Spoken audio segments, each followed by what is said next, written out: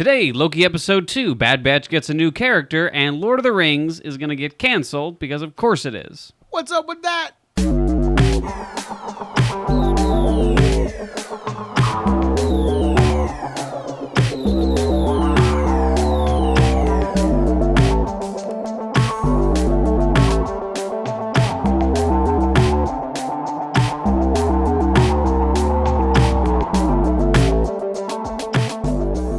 Good evening, good morning, etc. You are listening to the Zilla Boys Podcast. I'm Jacob, and that is Ernesto. What up, everybody? Real quick, before we start the show, we want to thank our 92 subscribers on YouTube. Oh, 92. For those of you listening on other media, we have a YouTube channel. Go subscribe on that. Click the notification bar, little ding-ding down below for any movie news and notifications. Spotify, Apple Podcasts, Apple Play are the places where people can find us. Or Google Podcasts, pretty much any other places we have podcasts. Check us out, Zilla Boys Podcast. We are there. So again, thank you very much. And like Ernesto said, once we get 100 subscribers, there will be fireworks, there will be fire, and we will burn this place to the ground. To some capacity. We are trying to work that out with the local fire department and health inspectors or whatever we need, and the animal control or whatever we need to talk to have this happen. We can't guarantee it.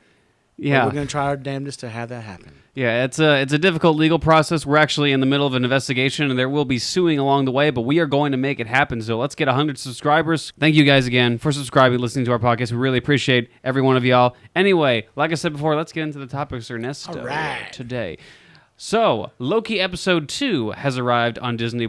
We really liked the first episode of Loki. I thought it was very different than the other episodes that have come out before. The other series, WandaVision and Falcon and Winter Soldier. I liked Loki somewhat better than those. I actually went back and watched the episode again for like a third time. Yeah. And I haven't done that with any of the episodes of other shows, but it's starting to resonate, man, a little bit, you know? Yeah. You know? I think we've gone into this before. I think this show feels a little more purposeful than WandaVision and or Falcon and Winter Soldier. It's not that those shows didn't have a purpose, but I feel like Falcon and Winter Soldier seemed a bit more generic. Mm-hmm. It was entertaining, it was fun, but it was definitely more generic and definitely more generic Marvel movie. And WandaVision had a great premise, but it kind of failed at that. Right. I don't think it stuck the landing at all, and I think a lot of people would agree with me that it didn't stick the landing, which is why I feel like Falcon and Winter Soldier was the more entertaining of the bunch.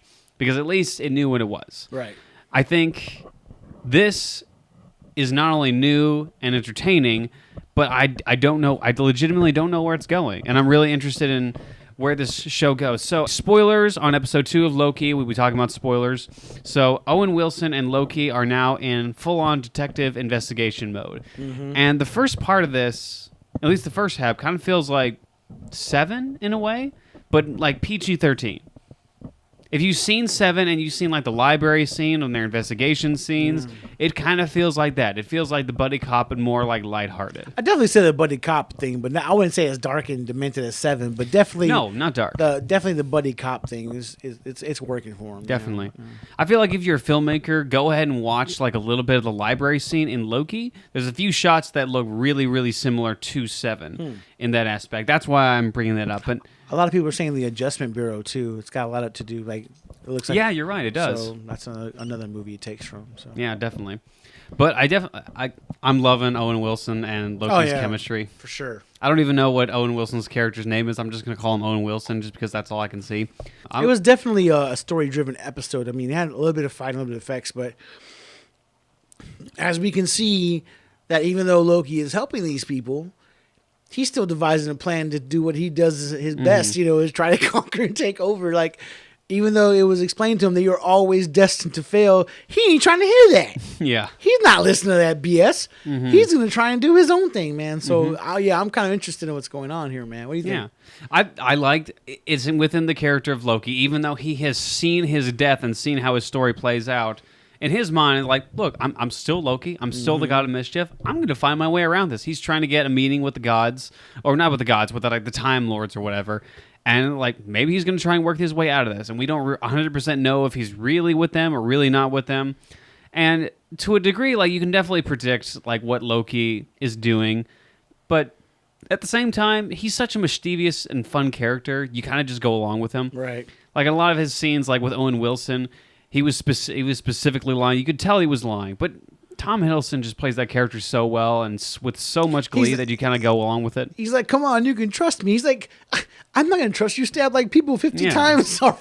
You know, he's like, well, I won't do any more because it's getting boring. I want to try something new. But I got to try something else. But no, he's like, I've already read the story of your life. I know what's going on with you, you know. But no, I don't know, man. Like, I think it's very interesting, man. I like it, man. I think it's pretty cool. And to think, like you said, he's seen his death, his life, and he knows what to do and what not to do now. And he can navigate beyond that, you know. Yeah. So he's kind of the most dangerous person in the MCU right now, if you think about it, because he already knows what's going to happen. He just has to adjust to it, you know? Mm-hmm. So I don't know, man. Do you like the kind of the beginning scene? I like the beginning scene where they go, well, sorry, it opens up where these, I guess they're called Minutemen, is what they're called? Yeah, Minutemen. They go to investigate something at some fair. It wasn't a fair. It was actually like... It looks like Scarborough Fair. It's not, but it's actually like a scene from the past. Yeah. And then, I guess this figure like takes control of one of them, and then that music holding on for a hero starts playing,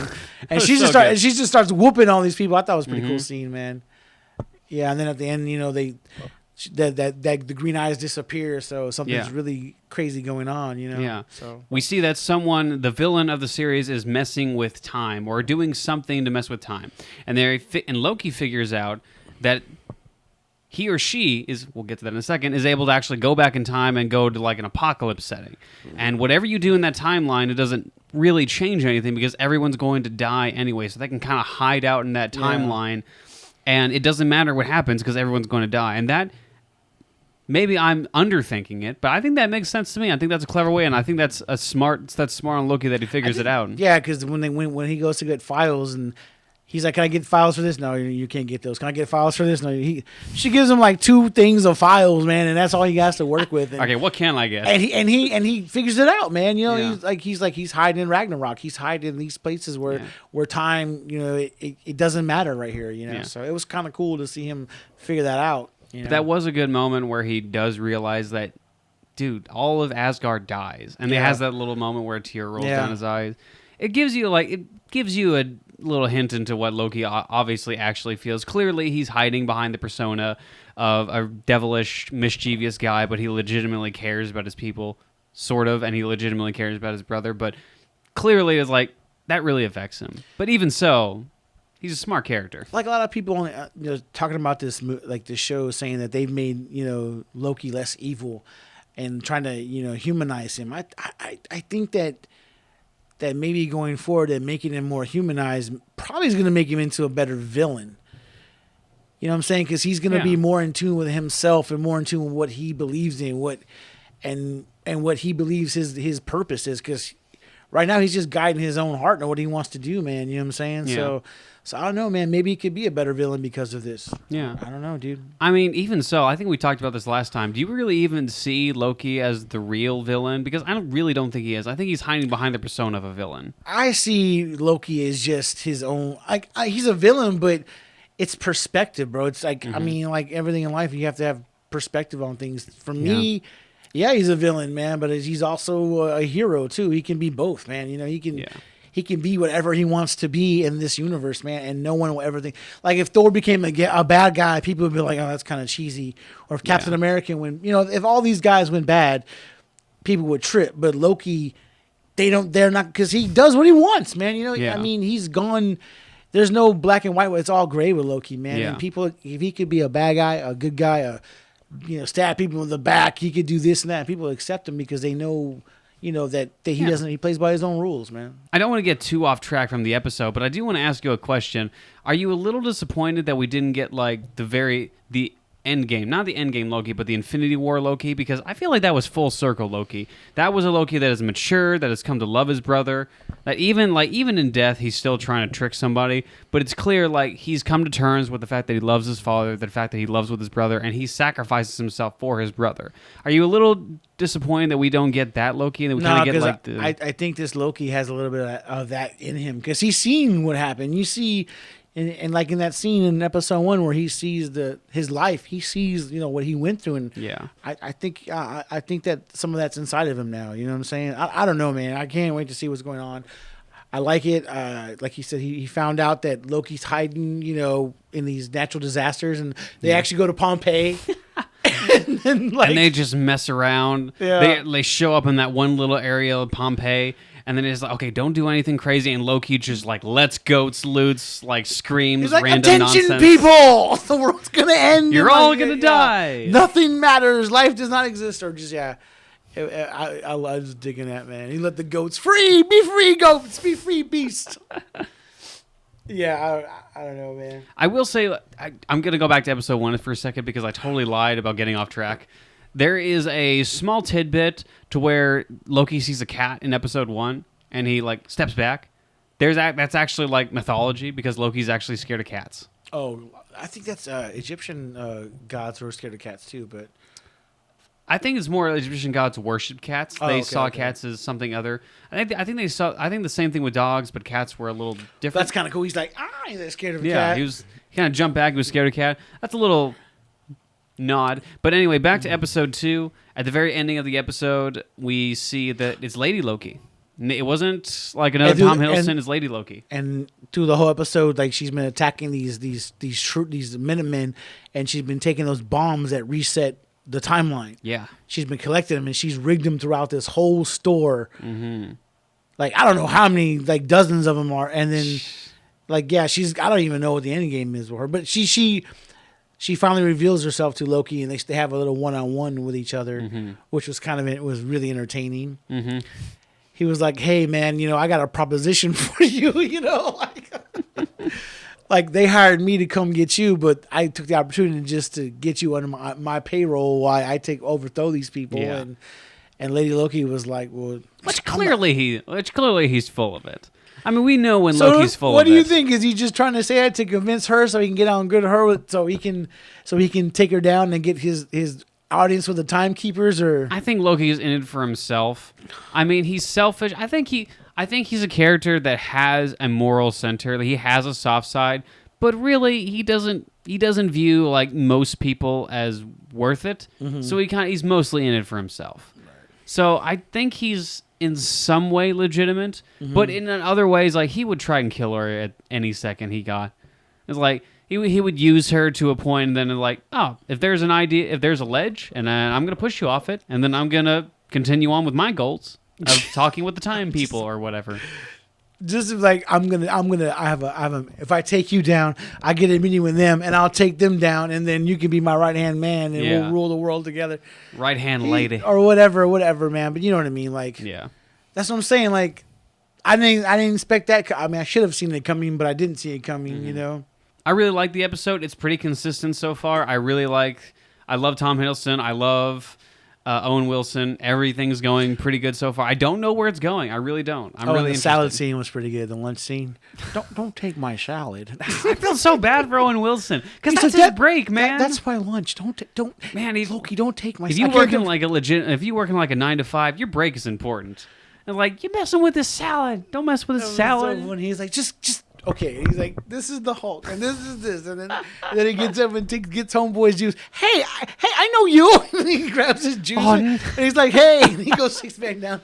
He's like, and this is this. That poor guy, poor guy. And Owen Wilson's just like, oh, I was gonna eat that. I'm trying to do my best Owen Wilson voice. I can't do it. Come on, man. Wow. I was gonna eat that salad. And That's really good. And you just totally messed it up, Loki. That's such a good accent. That's so good. That's like an Owen Wilson accent. No, my coworker Nick. What's up, Nick? He can do a real good. Wow, he does a real good Owen Wilson. Yeah. Wow, man. All right. But no, I'm digging the show, man. Yeah, and then at the end he takes off with, Lady Loki. Yeah, he takes off with Lady Loki. And we don't know what happens now, so it's episode 3. Let's bring it on. I'm not gonna lie, episode 1 and 2 had a lot more going on than the WandaVision and Falcon and Winter Soldier. I think, man, like. I never thought WandaVision was ever going to stick to that landing. I don't want to say it will because Marvel can always screw it up. But I feel like this series knows where it's going and has a purpose. All right, next topic. Bad Batch has a new... Now, I'm going to be completely honest. I have stopped watching a little bit of the Bad Batch. I think the last 2 or 3 episodes I stopped watching because I stopped caring. it started getting like really filler-esque, and I realized like we made a mistake on our last few podcasts in saying that Bad Batch was 8 episodes. It's not. It's 16 episodes. 16, yeah. So that's our bad. It's our bad. But that being said, it's starting to get a little filler-esque, which I guess it's a little better because it's 16 episodes, but even so, it started to drag. It really did start to drag. But I didn't even see the most recent episode of The Bad Batch. Well, you watched the last, like, 5 minutes of it. So. I got to see the last 5 minutes of it, and I was very happy. The very ending of the Bad Batch episode, the most recent episode, a character pops up. The character is Cad Bane from the Clone Wars. Now, personally, I was never a Boba Fett fan. Now, I like him now. I like him now that Robert Rodriguez took over, and we got to see a Boba Fett that was brutal, that was awesome, and that was a gunslinger. That Boba Fett is awesome, and I like that Boba Fett. Before then, Boba Fett did nothing. Boba Fett did nothing in the original. Like I know he's cool looking. I know he's got a cool gun. I know he's got a cool helmet. He did nothing in the original trilogy, and there was nothing to really get me to latch on to his character in any way. I understand for people who like him, I did not. I loved Cad Bane. His voice, his hat, his guns, his apparel. Look, his voice. Everything about him was suave, cool confidence with a Western atmosphere. He was the coolest, the smartest character in all of Clone Wars. And the fact that in the very first episode that he was introduced in the Clone Wars, he broke into the Jedi Temple. He got past Master Yoda, Mace Windu, all these Grand Masters of the Jedi, and he just snuck past them. He is a smart, intelligent, crafty character, and he is fully confident. He is awesome. I love Cad Bane, and I'm so happy that he's not dead. And I'll get to that in a second because there's a little deleted episode that could have been in Season 7 or Season 8 of Clone Wars. But, Ernesto, I want to get your thoughts on Cad Bane returning. Well, I did watch the episode. They're in debt to that Sid person or Sal or whatever, that woman who runs the bar. Yeah. And I guess they're going in that cruiser where they took Homeboy's ship out. They're still there, but they're trying to collect weapons to sell. And then you see the Caminos. They trigger some sensors and they reported back to the Empire that they're there. And they, instead of the Caminos try to tell the Empire, like, hey, don't kill them. They're worth money to us. And the Empire's like, no, just go kill them. Go take them out. So the Caminos are like, Omega means something. She's valuable to us. We just can't let the Empire kill him. So they hire a bounty hunter. They hire freaking Cad Bane to go get her. And it was pretty dope, man. Like you could hear the music. It was like Western and the guitar and just him with a toothpick and how he's got a not 6-shooters, they're blasters, but they look like 6-shooters, and he's got like batteries that look like bullets. I don't know. He just looked straight Western. He had, he's like, so I was like, is that like a Star Wars cowboy? I was like, that's close to it, man. That's as close as you're gonna get. It's essentially Clint Eastwood in space. And you're right, like Boba Fett. He's, people like him, but he really, and he did stuff in the stories, but we never really get to see a lot of visual stuff of Boba Fett. But Cad Bane, he was all in and out of the Clone Wars series, and he did a bunch. He took on Jedi, stole a hologram, stole kids, clones. He didn't care. He took on everybody. He took on Anakin Skywalker. He took on the Hutts. Obi-Wan. Dude, he with no fear, bro, and he actually beat him a couple times. He did. He beat them several times. Yeah, and he got hired by the Emperor personally to take out his orders with Dooku and Grievous, man. Yeah. So he's up there, dude. He's a smart, cunning character, and the fact that the Emperor reaches out to you personally, like, look, Vader works with Boba Fett. Clearly, he trusts Boba Fett, but the Emperor, and I love Vader, but the Emperor is top tier villain, and the fact that he reaches out to Cad Bane personally. That's amazing. And Cad Bane's a bounty hunter. He will just go with whoever pays him the most. That's right. Which continuously is the bad guys. Like Hondo Onaka. It's another guy I love. But I really liked in this episode that it showed how superior Cad Bane is to some of these clones. And not that the Bad Batch are not skilled at all. They're very skilled. But Cad Bane is superior in intellect and in quick draw. When he said, I've killed thousands of clones. They're no different. Once you learn the trick, it's easy. Like, it's whatever, man. It's that was crazy, dog. Yeah. They had a Mexican standoff with him and the main Bad Batch guy. I forgot his name. What's his name? Hunter. Yeah. There's a Western standoff, full good, bad, and the ugly standoff. Yeah, for sure. Man, Hunter doesn't even get a shot off on him. Like Cad Bane immediately and shoots Hunter's him. like hand was way closer to his gun than Yeah. Cad Bane's was like chilling on his stomach, and he Yeah. was like twiddling his thumbs, his fingers, Mm-hmm. and he just pulls it, shoots it, and then draws it back like yeah. like Doc Holliday style back into his holster. Mm-hmm. Yeah, it was. I'm your Huckleberry. Yeah, I was like, and we'll piggyback off that. I like the episode. I mean, it was filler, but the payoff of Cad Bane back in Star Wars was. So he's back. He's going to be at least the next episode, at least maybe the He's next gotta couple. be. I think the fact that he is back, it's an acknowledgement that this character was loved and everyone. Right. I remember back in like the old Cartoon Network days when this was on Cartoon Network. There was a whole like segment of Cad Bane. Like, if you love Cad Bane, he's gonna be in the next episode, and like me as a kid was like, yes, Cad Bane's in the next one, and I would watch the next one. I would watch the next one repeatedly because Cad Bane was in it. He was my favorite. For a long time, he was one of my favorite characters in the Clone Wars. Yeah, so for sure. I think this is an acknowledgement, the fact that fans love him and they're gonna bring him back. And this is just speculation, and this is based on an article that you showed me earlier. He may be in Boba Fett, in the new Book of Boba Fett. Now, this is rumored. Ernesto, why don't you go ahead and explain It's this? just a rumor. It's just take it with a grain of salt. People are contemplating because they haven't released a trailer yet. They haven't released any story tidbits of what's going on, and they're just saying like, who possibly could show up in the show, and why would it make sense? Yeah. Cad Bane makes sense because he is one of the most powerful bounty hunters, probably the most powerful bounty hunter in the universe. And if Boba Fett's going to come back on the scene and retake his throne as the best bounty hunter, he's probably going to have to take out Boba Fett. Dude. I mean, Cad Bane. I mean, Boss is already in it, and they said G11 or 99 or whatever. Yeah, IG-99. IG-99 will be in this one too, so that's going to be cool. But yeah, I see Cad Bane in this show makes sense. You know what I'm saying? Does. And just to see him in live action, oh my God. Yeah. That would be so hard, but if they pull it off, it'd be so amazing. But Definitely. I don't know if you know this, but there was an original deleted episode of Season 8. And this episode was supposed to air on original Season 8 before it was originally canceled and then brought back by Disney+. There was supposed to be an episode of Boba Fett in full armor versus Cad Bane. And in that episode, I'm a little disappointed to say this, but Boba Fett ends up killing Cad Bane. Really? Now, this was a deleted episode, so it's not canon. It did not happen.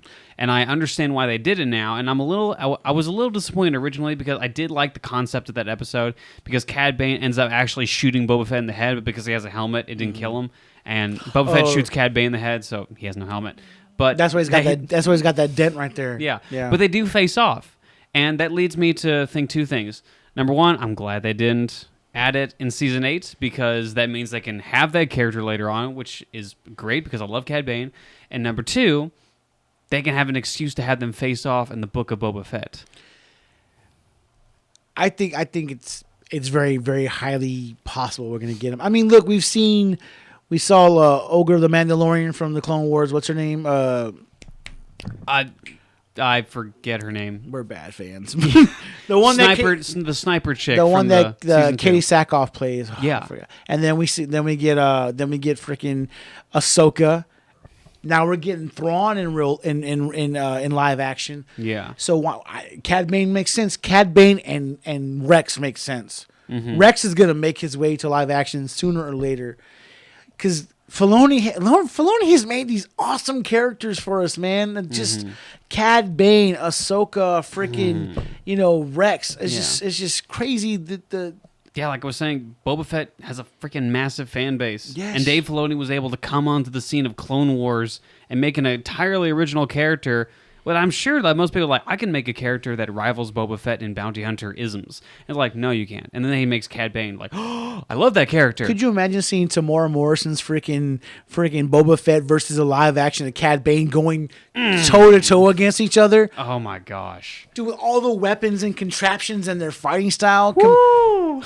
Because Cad Bane can throw down too. He can fight too. He's not can. just a freaking gadgets guy. He can throw down, bro. So Now, Tamara Moore's like, I will be honest, like Tamara Moore in a hand-to-hand combat, Boba Fett would win.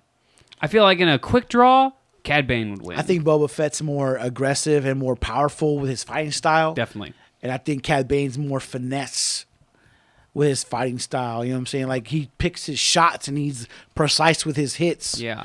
Because he's fought Jedi and taken Jedi out with hand-to-hand combat, dude. Oh, yeah. You know, so... Well, he knows what he... Like, he fought Ahsoka, and technically, she was beating him. She has the Force. She hasn't... There's an excuse for that. But she was beating him for a good second, but he ended up electrocuting her with one of his, like, hand gauntlet things. So he's intellectually smarter than the vast majority of characters. And also, I believe Robert Rodriguez, Jon Favreau, and Filoni will take I believe they will take the risk. Mm-hmm. It just, man, Dude, the payoff would be amazing. I can't wait to see a trailer. They said the trailer should be dropping in the next month or so. Yeah, because they've already wrapped, and freaking it comes out in December. So yeah, I'm confident. If they do, God bless you, Dave Filoni. That would be so great. God bless you, Rodriguez. I want to see a Hutt. I really like to see a Hutt in this show, like not Jabba, but maybe one of his cousins or something, or a brother. I was about to say Zero, but I forgot she died. Not Zero, but maybe a cousin or something, or uncle.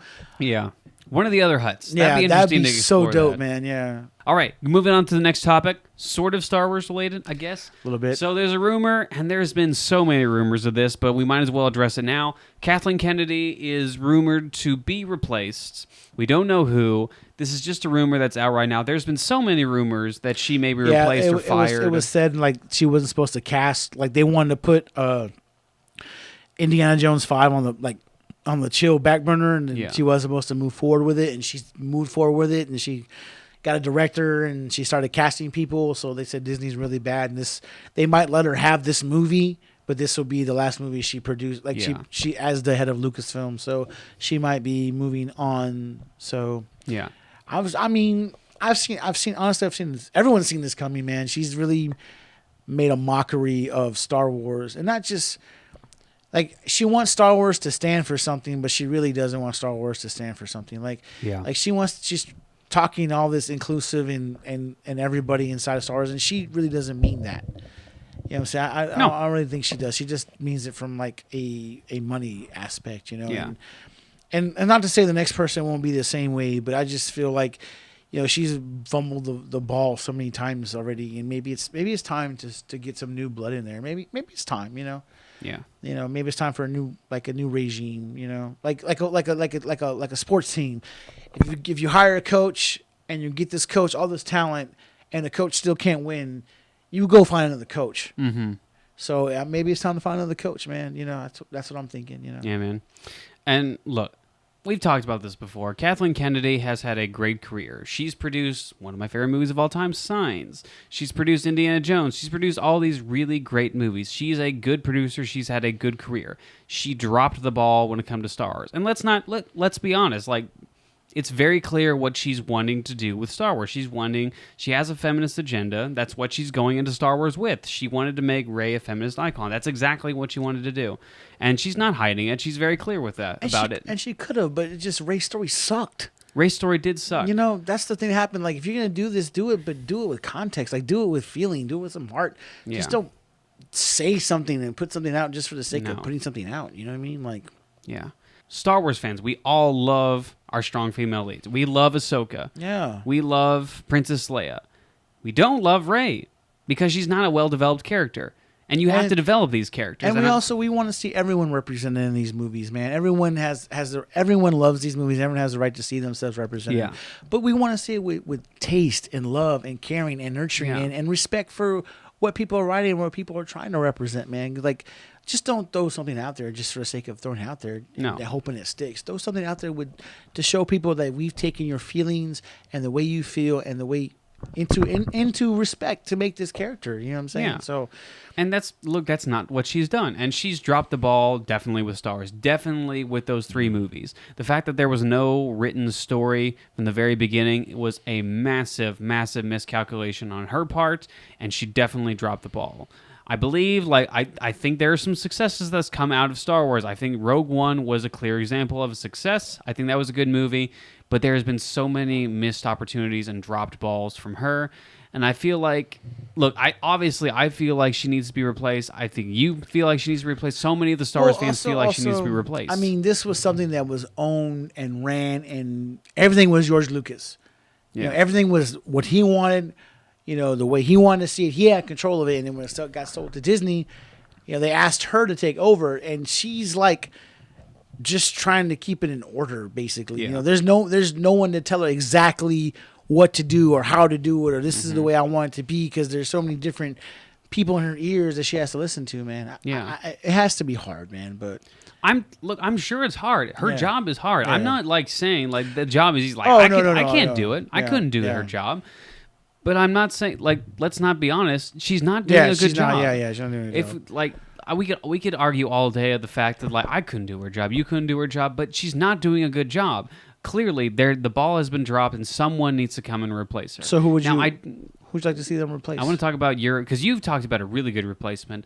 I truly have no idea, because I don't think I could have I don't think I should be the one to comment on that. I feel like it should be Dave Filoni. But I feel like everyone says that. I feel like it's either Dave Filoni or Jon Favreau. And I feel like they're great where they are. I don't feel like they should be taken out of their position and put in a higher... I think they're perfect where they are.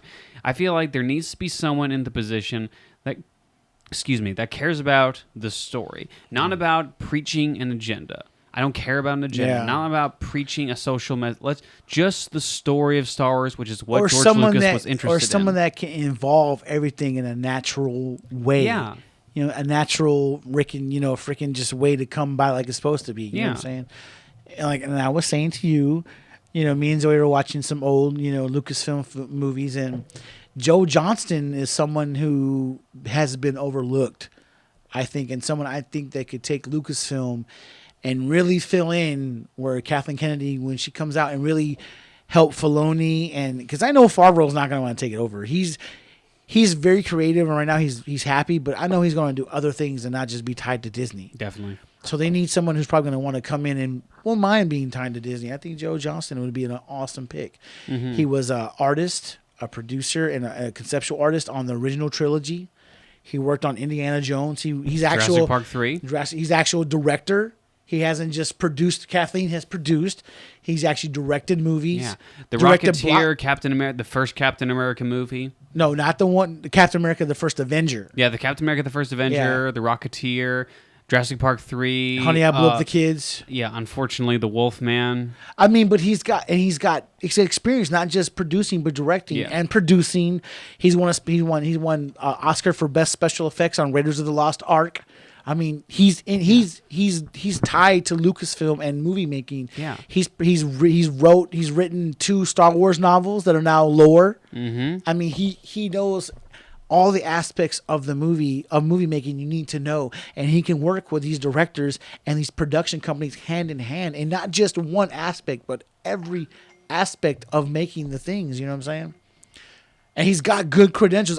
Captain America: The First Avenger is probably my favorite Phase 1 movie. I really Cap is Iron Man 1, and then Captain America: The First Avenger. Yeah, and then look at Jurassic Park 3, Jumanji, Hidalgo. Yeah, I didn't even know he directed October Jumanji. Sky, The Wolfman. I mean, the dude's got some good. He's got a good resume, dude. Yeah, October Sky. For those of you who watched that in school, because everyone watched that. The Indiana Jones. I don't care what you say. That's a great movie. The Indiana Jones freaking a movie franchise. Yeah, Pagemaster, which is my freaking childhood. Pagemaster was a good one.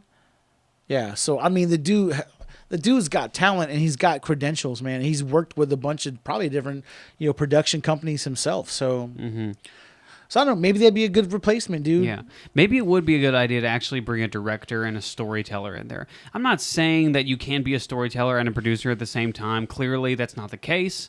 But I feel like someone who's experienced in that realm, and like you brought up a second ago, he wrote a freaking Star Wars novel. He knows the stories and he knows how to tell them well. He worked on the original trilogy, man, with George Lucas, and probably the sequel trilogy too. You know what I'm saying? He's got DNA in this film franchise. Some of his blood, sweat, and tears have gone into these movies, man. Yeah. So he's gonna come in with respect for what because like Kathleen Kennedy didn't work on Star Wars movies. She worked more with Amblin Entertainment, with Spielberg. Not doing Star Wars. So, I mean, it's understandable, but Joe Johnston has, and I think that he might be a good pick, dude, We were talking about this before the podcast. I was a little bit iffy about it because I didn't know too much about Joe Johnston, but the fact that you said he wrote a Star Wars novel, the fact that he knows that much about 2 Star Wars novels. Maybe 3. I think it's 2. We don't know. Fact check us. But it's interesting the fact that he's knows that much about the Star Wars lore. And Kathleen Kennedy has been stated in many interviews that there was this seems very hypocritical coming from a Star Wars producer. She was talking to somebody and said, "Well, there wasn't a lot of stories to pick from when it comes from keeping the Joe original Johnston trilogy." would be like, are you insane? Yeah. There's an entire there are thousands of novels, and not thousands, but hundreds of novels out there of Star Wars stories that you could have choose from. Instead, you chose the basic story that essentially copied the original trilogy. You have no idea what you're talking about when it comes to Star Wars stories. So get someone who's actually legitimately interested in the story. I'm sorry. I know Kathleen Kennedy has had a good career and that she's produced so many good movies. Absolutely. I'm not faulting her for that, but she has screwed up Star Wars. She really has. I just think that Joe Johnston is not just a good pick, but also a safe pick, man. Because you don't want to go crazy and give just some person who has no idea what they're doing, reins to the movie franchise. We would never give Quentin Tarantino the reins to Star Wars. I love you, Quentin, but I wouldn't give it to No. I mean, it'd probably be crazy, and I'd probably love the Star Wars, but Star Wars I want for everybody, not just a small, section of people. So, but I think it'd be with him and Filoni working things out, man, and maybe throw some Favreau. I think the three of them together, would because that's what we hope is a team effort. Okay, he won a Oscar himself. Kathleen Kennedy never won. She's produced Oscar-winning movies, but I don't think she's ever won an Oscar. Joe Johnston's actually won an Oscar. Mm-hmm. That's pretty badass. I don't know. Modern day Oscars aren't really saying much. No, this was in the 80s. Oh, well, that means something. Remember I told you he won it for the Raiders of the Lost Ark. Oh, yeah, I apologize. That's like a Super Bowl ring. He's got one. Kathleen ain't got one. That's true. I'd go with the coach that's got the hardware, baby. You know what I'm saying? Like that's true. That's what I would do. So. Yeah. And so, that's what... Yeah. All in all, this is a rumor. We don't know if it's going to happen, but I am totally for... And we're just saying hypothetically who we thought would be a good pick to take over Lucasfilm, because someone has to take it over. Yeah, obviously Disney isn't looking at the Zilla Boys podcast for that. That's a smart move, Disney. You should be looking at the Zilla Boys look podcast. At the Zilla Boys podcast. Yeah. Kathleen Kennedy should actually subscribe to it. Joe Johnston. I would actually accept a subscription from Kathleen Kennedy. I would. I know I just bashed her, but... Hey, I'd accept it. I'd accept it. All right. Okay. It's an extra subscriber. Next topic. All right, next topic. So there has been news as of recent. It's not the biggest news in the whole world, but there have been a few articles out there that have been stating I have a hard time saying this, but Lord of the Rings has been attempted to be canceled by a small group of people, by a certain group of people. Now, I'm not saying it's going to be canceled because it's Lord of the Rings. It's a massive fan base. It won't be canceled. It's not going to be under a massive scrutiny. That being said, there's a Tolkien sphere that's undergoing a certain amount of diversity training because of this topic going around. Listen. We talked about this before. The BS of cancel culture. This is not a political show. But if this keeps happening within the Hollywood sphere, we're going to keep talking about it until the bull crap goes away.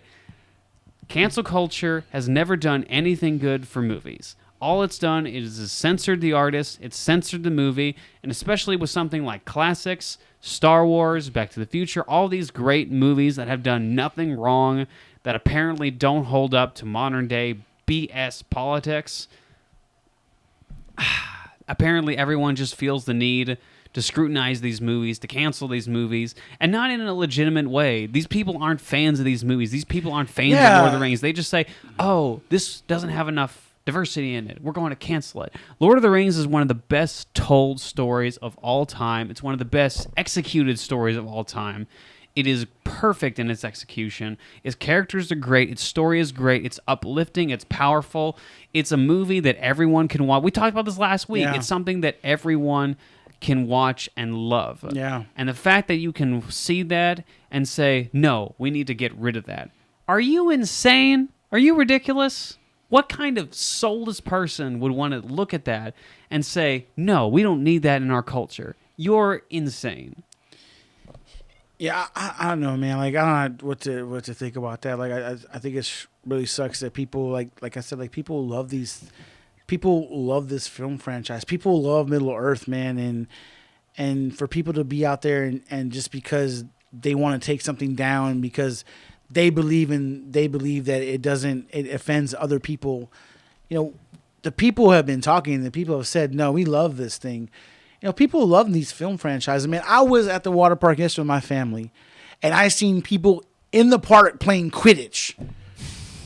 like I saw brown skinned people, dark skinned people, white skinned people. I saw some Asians all playing Quidditch together, man. And then I'm pretty sure there was a gay person or transsexual in there or whatever. But they were playing together with love and just come on, they were playing Quidditch in the park, dude. Like that's how much love these people have for these film franchises, man.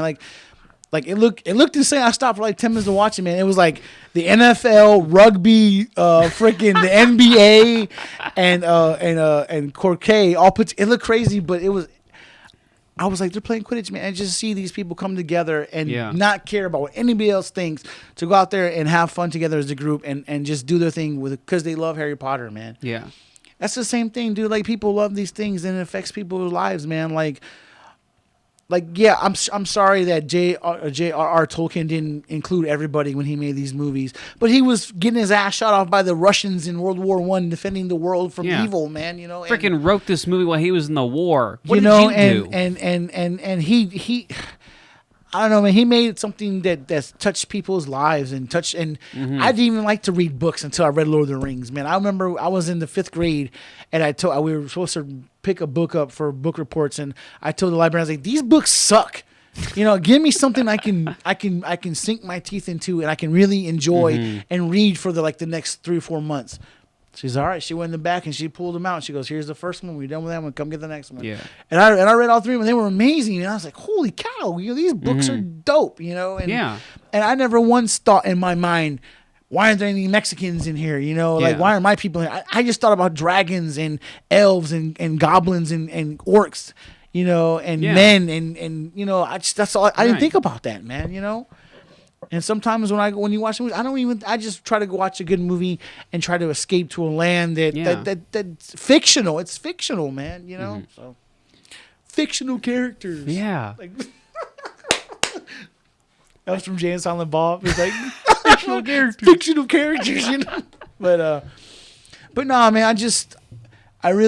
I've watched the extended ones on HBO, and I was just like, man, these things are just awesome, dude. They make me cry, man. They make me cry sometimes because they're so... Dude, Aragorn, like, for Frodo and charges. Oh, dude. Hits me every time. The part where Sam, when he picks up Frodo, is like, I can't carry the ring, but I can carry you. Yeah. Oh, my God. Oh, my Lord. Man tears every single freaking time. No, what gets me every time is when Rohan charges the freaking Mordor. Oh my God. That just... Yeah, Theoden is, like I said, he just... Hats off. Yeah. Freaking salute. I don't know. Some people are just going to ruin this for everybody else. And that's what it's a small piece of the pie that wants to do this. And there's a big piece of the pie that loves these freaking... We made a short film with Lord of the Ring weapons, man. You know? And it was my boss's prop weapons he bought online when he was younger. And they were awesome. But I'm just saying, like... I was like, why don't you sell them?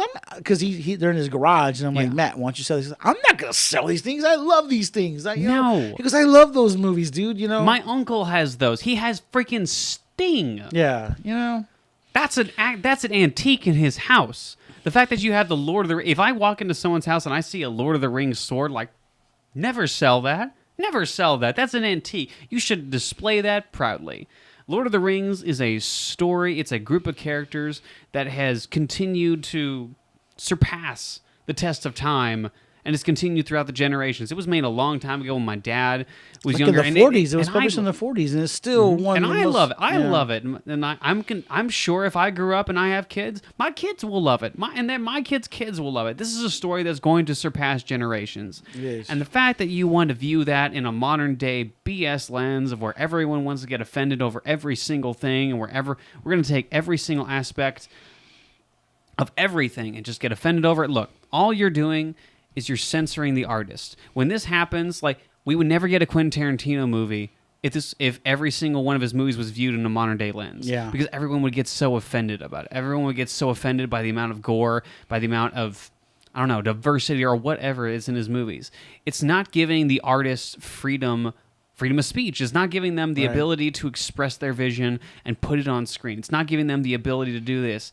Now people are coming to movie and like or they're approaching movies with the fear of like, I don't want to piss this certain amount of people off, or I don't want to piss this people off. I have to not do this. It's now like you have to have check marks of what you're able to do in movies, and that's a horrible thing to do in Hollywood because it censors the artists. It lets them say like only a certain amount of people can make movies because only a certain amount of people cannot do these certain things. It's ridiculous, and the fact that you have to apply that to a movie trilogy that has made so many people fall in love with these characters and is a story that has continued to surpass and the basis test of time. Lord of the Rings is friendship. It is. It's about friendship. It's about friendship and having each other's back in the direst of times and never giving up hope when there's no hope left to have. That's what it's about, man. It's about freaking Sam, man. And if people to take that and try to twist it into something evil and like it's not, it doesn't mean that. It means this. No, it doesn't, man. Yeah. It means friendship. It's all it means, So and it doesn't like. I almost feel bad saying this because of the freaking cancel culture, but it doesn't matter of the skin color. It matters like what the like. Anyone can relate to the friendship of Sam and Frodo. Anyone. Like, when Sam sees a suffering Frodo, who is clearly struggling to get on top of the mountain because of the burden that he's carrying, and Sam knows that he cannot carry that freaking ring up to the mountain, he looks at Frodo, his best freaking friend that he would die for, and says, I can't carry that ring, but I could freaking carry you, and he carries that piece of crap all the way up to the mountain like a good friend he is. Frodo told him to F off. He did. Like, get lost. And Sam, Sam comes back. He killed those freaking orcs. He killed goblins and orcs to save him. Takes on the spider, you know what I'm saying? So, I mean, that's a friend. And also, man, when Tolkien wrote these books, I didn't think he was worried about movie deals and cartoon deals. No. He was just writing a down book that he wanted to touch people. Well, just a good story, man, with good characters and scale and epicness. I mean, the dude wrote multiple languages within his own stories, man. I mean... Gosh. I don't know. I haven't read Silmarillion, and I need to. I really want to because they say that's the basics for everything going forward, man.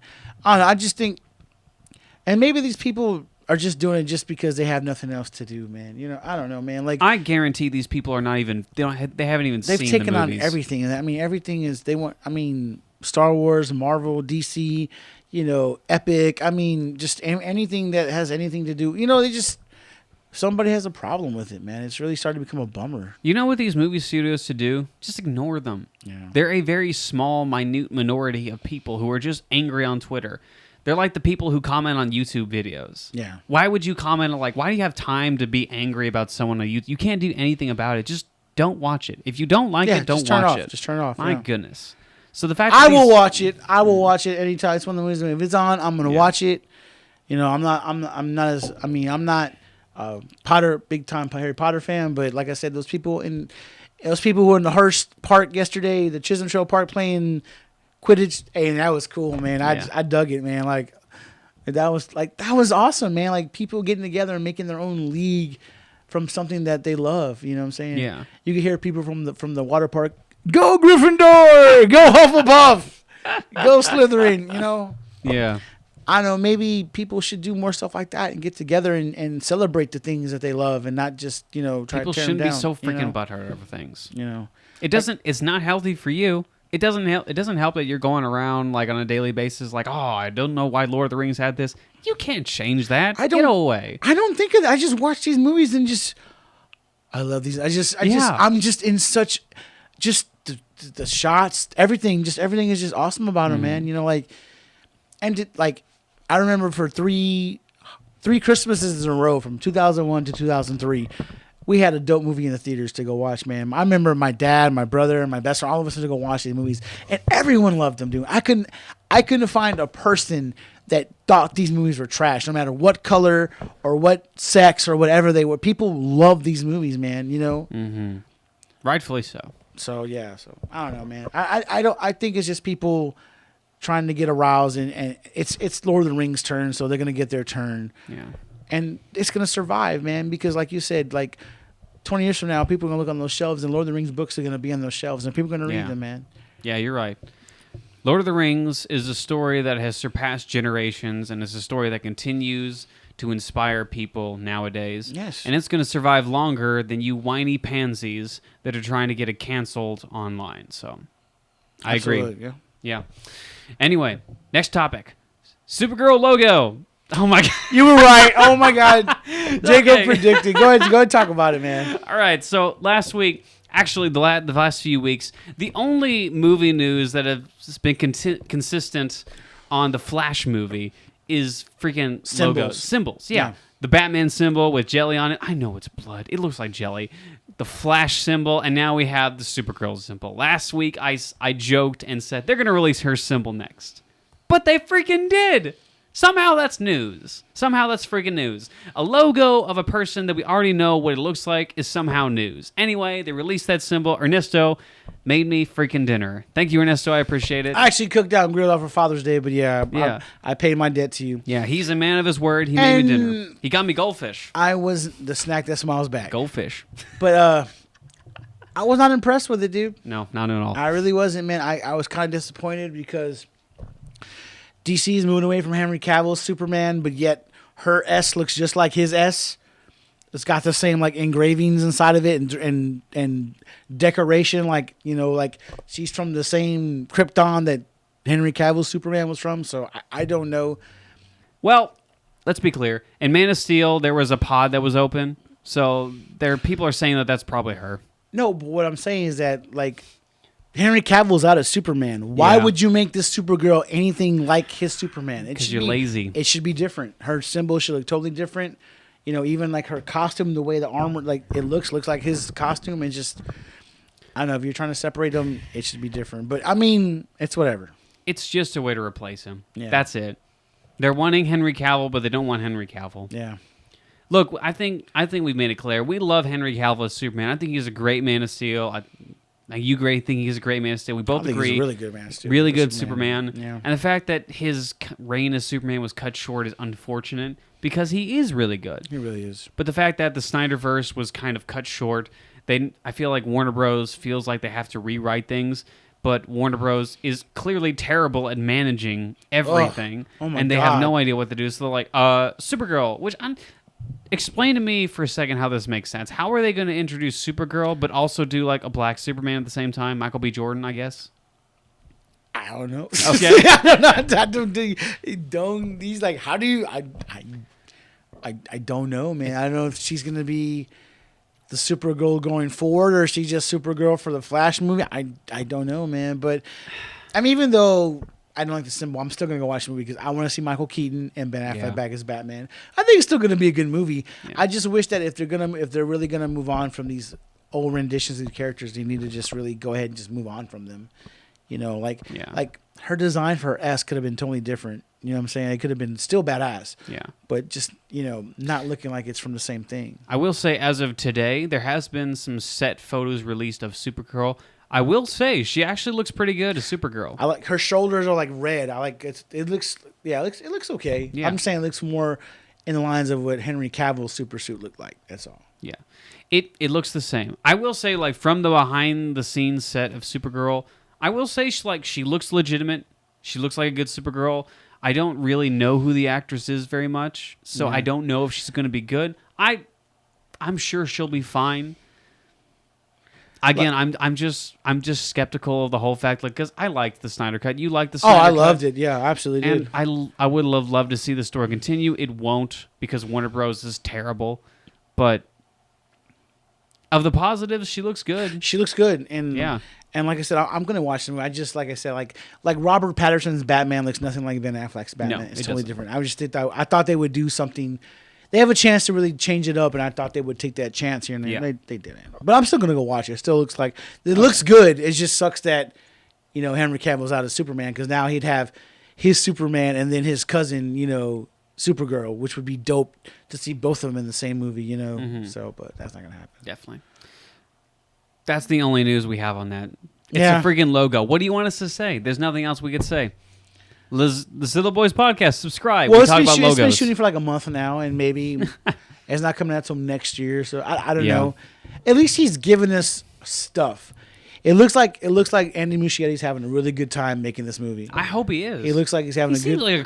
He seems like a really he cool looks guy. like he's a fanboy, like doing his thing, like oh my god, I get to play with Supergirl and Batman, and Michael Keaton's coming back, and I get to have all these fun toys to play with, you know, like. I mean, if it's something like Godzilla versus Kong, where you have like a massive fanboy just in a playground of here's Godzilla, here's Kong, let's see how we can make them fight. If it's something like that, that'd be great. And a director playing with his toys. Not like Mortal Kombat where the guy comes in and says, hey man, let's just go ahead and just change the whole story and do something totally different. We only have one scene where there's legitimate blood. Gosh, it's barely rated R. It's freaking barely rated R. But yeah, we'll see what comes out, what comes up. I mean, like I said, he's tidbits little by little. Whose symbol do we see next week? I don't know. I don't care anymore. All right, next topic. Whatever. All right, last topic of the day. Why don't you say this because I'm bad at pronouncing names. Hiroyuki Sanada. There we go. Hiroyuki Sanada, Scorpion himself. Of Mortal Kombat fame. Also, Last He Samurai. was one of the best parts of Mortal Kombat. Yeah. He really was. He was one of the best. He was the best part of Mortal Kombat. And he's been in other movies, obviously. He's a very good actor. He's going to be in John Wick 4. Damn. Dude, John Wick 4 sounds more exciting than John Wick 3. It does. It really does, man. Which is why I'm really happy that John Wick 3 wasn't the end of the trilogy. Yeah. It wasn't a trilogy. It was like, we're going to continue this. That's crazy, man. Ooh. Like they're really bringing like some really good guys in this movie, man. Like some really good like A-list martial artists / actors, man, that win in movies. They can carry movies by themselves, man. You know, honestly, Donnie Yen can carry a movie by himself. Hiroyuki Sanada can carry a movie by himself. He really can. So to have these guys sign on, man, is he going to be the bad guy? I feel like he should be. Because Donnie Yen's like his homeboy. Mm-hmm. This is probably the bad guy that's hunting them both. Oh, actually, I'm talking like specifically combat. I'm like The Last Samurai. He's the best swordsman in that movie by far. Imagine him, Donnie Yen, and Keanu Reeves in a freaking 3-way fight with guns. That's amazing. With freaking and guns, swords, and this knives is modern day, ladies and gentlemen. That's amazing fight. I don't know. I'm pretty excited, man. I can't wait to see like the first trailer, man, or the look of these guys, man. I really can't wait, man. I'm really excited to see this movie, man. Would you rather have him as the villain? I don't care what he is, as long as he's good, man. Like I really don't care. You know, like it seems like John Wick has really got my interest in the Matrix 4. Is like, it's kind of teetering along, you know. Yeah. I mean, the last 2 Matrix movies haven't been great. I thought they were pretty. Some parts were pretty good. The second one was pretty good. Yeah, I like the part where they're in the mechs. I'm a big mech guy. Put someone in a mechanical suit with like guns and armor and missiles, and I'm there, dude. Like I love it, man. Like feel you. Like the part where they're trying to fight the Sentinels, and that part's just that's amazing. Pretty cool. Yeah. The Zion fight. Yeah, the Zion fight. That's battle. Pretty cool. Yeah. I will agree with you on that. But also, they started screening. I'm starting to get off topic since we're talking about Keanu Reeves movies.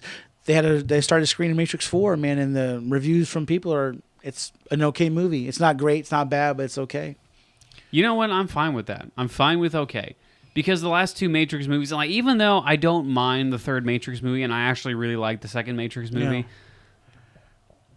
they haven't held well with audiences at all. And the fact that this movie is getting an okay rating makes me confident enough. I think it's because like the first Matrix came out when special effects was like at a certain point. Yeah. Start like really people like really having really big special effects driven movies when the Matrix like because Episode 1 came out the same year. Yeah. Star Wars Episode 1. So I think like when the second ones came out, because they filmed them back to back, maybe the special effects weren't exactly what they needed to be for the look to look like it is now. Yeah. Like if they would have done that movie now, it'd probably look totally different. You know what I'm saying? So this is 100% off topic, but like remind me again, Fight Club, Matrix, and Episode 1 came out in the same year, correct? Yeah, 1999. Wow, what a freaking year for movies. I know, right? That's crazy, right? That's an amazing year right there. Yeah. Like even though Episode 1 didn't live up to the hype, but that Fight Club and The Matrix. Dude, Episode 1 may have lived to the hype, but they were lines miles long, dude. I remember this one dude, me and my brother, I went to go buy tickets, and we were going to the first showing, and this dude offered like $350 for our tickets, and I was like, should we sell them? He's like, hell no, man, we're not selling these tickets. Get back in line. Shut up. Mm-hmm. So, yeah, but yeah, that was worth it to see Darth Maul. Oh, for sure, for sure. But yeah, but yeah, I mean the Wachowski sisters. I mean I can't wait to see where they take it to now, man. Mm-hmm. They invented bullet time, and after the Matrix came out, every damn action movie tried to copy the way they did the martial arts and the way they did the fighting scenes, the gun scenes, and bullet time. So maybe they can set the standard for something else. I'm excited to see what they do, action wise, you know. And story wise, to see where how Neo looks now too. So definitely. And look, everyone has issues with what they've made in the past, but they've made I'm not gonna lie, I'm actually a big fan of Cloud Atlas. I like Cloud Atlas. I liked V for Vendetta. I loved V for Vendetta. V for Vendetta, they didn't direct that movie, they produced that movie. And also Assassins. They did Assassins, I think. And Bound was badass. Didn't see Bound, but they did produce Speed Racer. No. No, they directed Speed Racer. Directed Speed Racer, which it's not a great movie. It was ahead of its time. But it's pretty fun. It's a fun movie. It was ahead of its time. Some of these movies, they try to bite off more than they can chew with the technology they have at their disposal. You know what I'm saying? Speed Racer was 100% way more than they could chew. Yeah. But even though I grew up with Speed, I grew up with Speed Racer. I loved Speed Racer for a time, and that watching that back in the day was that was fun. And it's still a fun movie. It's cheesy as all get up, but it's fun. And the fact they could talk Keanu Reeves back, because he doesn't do sequels. No. They really had... that's not true. Freaking John Wick. Well, I mean, we're talking about this before now. that, he really did. He wasn't into doing sequels. And they really had to talk Bill and Ted. That's... I think Keanu Reeves whatever. does Okay, whatever. He says he didn't like the sequels. I guess he's lying because he has a lot of sequels. Right? Yeah. But for a whole minute, he was like, I'm not into doing sequels. And they actually talked him back into doing 2 and 3. So that was big. So that's something. But let's get back on freaking topic for a second. Oh, sorry, John Wick. But I don't know, John Wick 2, man. It's gonna be awesome. I think it's gonna be pretty good, man. These guys would not sign on these. I don't know. Mortal Kombat was pretty bad, and Hiroki Sanada signed on for that. So I wouldn't say they wouldn't sign on if they weren't bad. I think he's allowed a paycheck movie. Yeah. I mean, it's the same thing with Army of the Dead. He did not play an important role in that movie. No, he did not at all. And as much as I enjoyed Army of the Dead, I didn't love that movie, but it was enjoyable. He was a useless role. He didn't need to be there. Nah. He was there for a paycheck role, and I feel like he just did that for a paycheck movie, which is fine. Actors do that all the time. All the time. Directors do too. Yeah. He's had enough legitimate credit to his reel where he doesn't need to always have the most prestigious roles. Right. But I'm excited. I'm excited. I'm really excited. He was in Endgame. Yeah, he was. He played the Yakuza leader. In a very small role. But still badass, man. He was with Hawkeye. Hawkeye killed him. Yeah.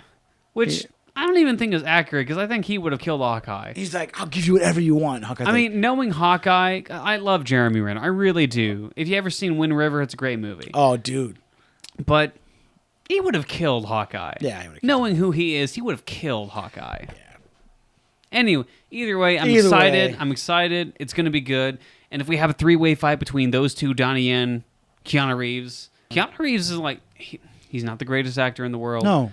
But he's a really good guy. He's consistent. And he's a fun-loving dude. Yeah. And plus, he has a pretty good choice in movies. Yeah. We're not talking about some of his movies. Some of his movies are crap, but other movies are really good. Was he in Chocolat? No, that wasn't him. That was No, that was Johnny Depp. That was Johnny Depp. What do you mean? Sorry. No, he was in a movie that was similar to that, but I don't with the grapes, right? The grapes. With the grapes. What was it? Oh man, I don't know. The Walk Amongst the Clouds or something like that. Maybe I don't remember what that was. Notebook. I know what you're talking about. Was he in the Notebook? No, he was in. That was Ryan, the Lake House. The Lake House. He was in Lake House. That's the one with him and Sandra Bullock. Okay, we're losing it. We got to stop now. Sorry. Well, I love. But he was in the Lake House. And Johnny, you're right. The Replacements was awesome. I don't care what Jacob says. We're gonna have him watch that. Me and you. We're going to sit down with Johnny and we're going to watch The Replacements, the three of us together. We are going to watch that. Johnny, you need to come back on the show. Anyway, that's going to be it for the 22nd. No, that's not right. What is this? I'm going to look on our channel for confirmation. Oh my God, this is embarrassing. Okay. That's going to be it for the 23rd. 23rd. Heck, nabbit. Episode of the Zilla Boys podcast. If you haven't subscribed, go ahead and subscribe down below to our YouTube channel. Click the notification bar down below, little Google ding Play. ding down below. Yes, and We gotta stop saying that. We got to ring the bell. Just ring the bell. Hit Look, the bell. I'm going to be consistent. Okay. I'm going to be freaking consistent with this. right. Anyway, check out us on Spotify, Google Podcasts, Apple Podcasts. And Nessa said that before. Check us out there on other podcast networks. We're probably there. Just check on Zilla Boys Podcast, and we are there. Anyway, that is going to be it for us today in our movie news. Ernesto, let's get out of here. Just one more thing before we get out. I just want to say Happy Father's Day to all the fathers who watch Happy us. Father's and Day. All the guys out there that make difference in people's lives, man, whether you're a father, biological father, an uncle, a friend, a best friend, a cousin, a neighbor, whoever you are. If you're out there, watching out for people and watching out for kids and just giving love where love is needed, I want to say thank you, man. We appreciate you, man. This is y'all's day, man. Thank you very much, guys. And with that, roll the credits. 5, 4, 3, 2, 1, 0. All engine running.